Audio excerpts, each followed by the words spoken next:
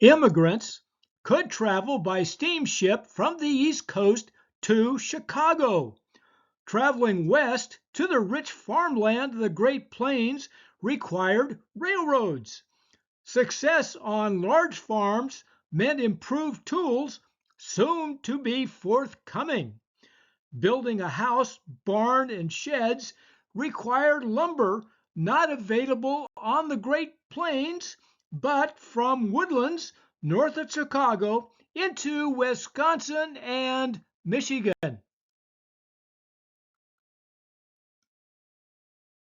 Chicago's prairie aristocracy included William Ogden, who handled production and the shipping trades. In other words, they dominated the Chicago economy as well as politics. Ogden started building railroads in 1848. His Chicago and Northwestern Railroad became an 860-mile system. Chicago had the largest railroad network in the world by 1857 with 3,000 miles of track and 100 trains entering and leaving the city every day. Cyrus McCormick's father, Richard, attempted to invent a reaper to harvest grain efficiently on his Virginia plantation. It took Cyrus to make a successful reaper, which he patented in 1834. The reaper's effectiveness solved the major labor shortage critical at harvest time. Wheat must be harvested quickly to avoid decay. McCormick sold a modest number of reapers in Virginia. Cyrus decided that major success required him to move manufacturing to Chicago, and he started factory construction in 1847. It resembled a large blacksmith shop using machinists, woodworkers, and blacksmiths. It was one of the first industrial firms in Chicago, using a steam engine and about 120 employees. He was making 4,000 reapers a year by 1860. He turned the manufacturing operations over to his brother.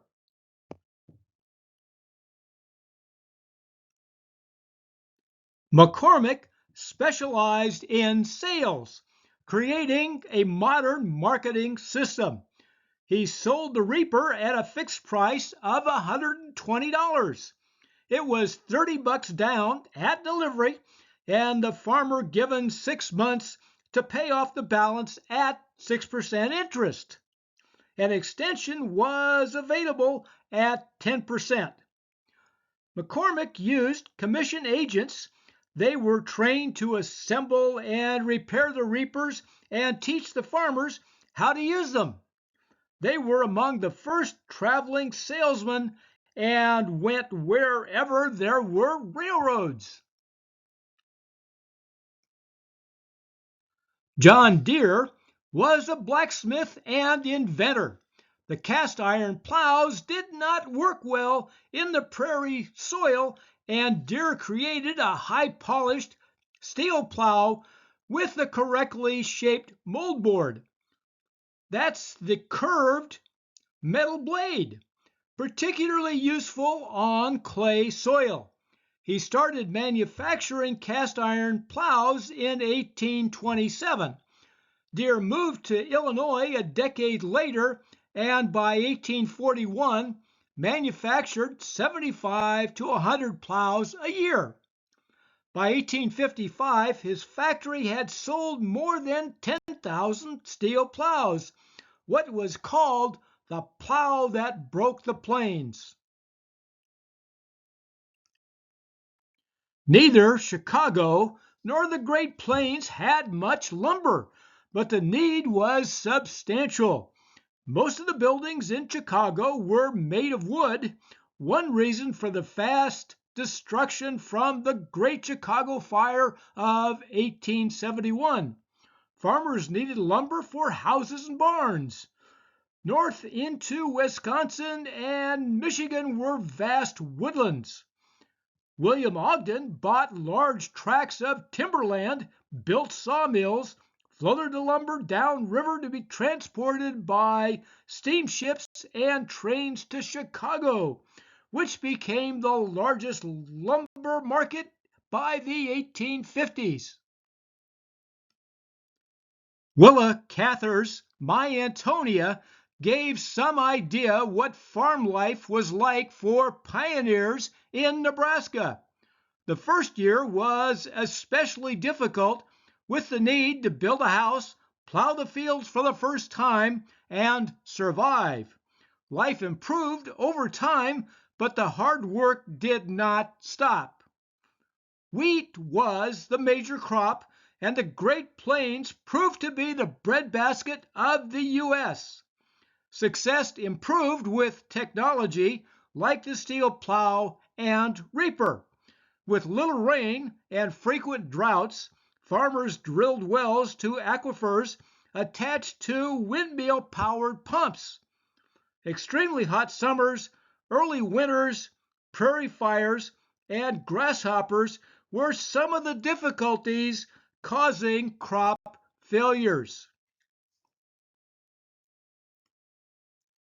Before Europeans arrived, indigenous farmers planted multiple crops on the Great Plains, including the three sisters of corn, beans, and squash, plus other plants like pumpkins, sunflowers, and tobacco. There was a shift towards bison hunting tribes once the horse arrived. George Cass, president of the Northern Pacific, organized the lands of absentee landowners into massive farms. He had 70-horse plow teams using multiple steel plows, factory harrowing, seeding, harvesting, threshing, and binding using steam power. Freight cars were loaded with thousands of bushels a day during harvest season. Wheat headed both to Minneapolis for flour milling and Chicago for multiple forms of processing. Western farmers produced some 30 to 50% of the Western world's supply of wheat before the end of the century. The grain elevator, invented in Buffalo, was a storage house and distribution point. Robert Bristol built a grain elevator in Chicago with steam engine power in 1848.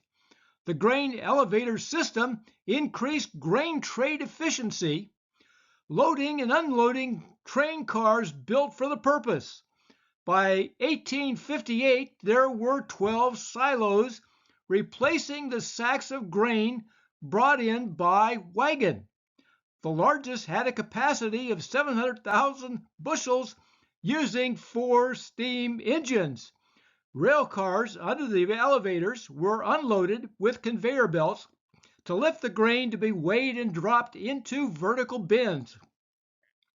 It was stored in common bins categorized by grade, and the owner was given a warehouse receipt based on quantity and grade redeemable to anybody.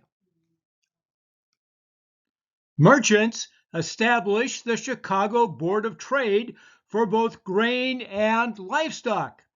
This commodities exchange was a new trading system with commission agents working for buyers and sellers, with supply and demand setting prices. This was another capitalist innovation promoting efficiency with additional opportunities for corruption. An interesting Board of Trade development was a futures market for grain deliveries at specific future dates at specified prices. This provided the typical uses for derivatives, hedging, and speculating. Perhaps the most significant event of 19th century America was the Civil War, which pitted the slave-owning South against the industrial North.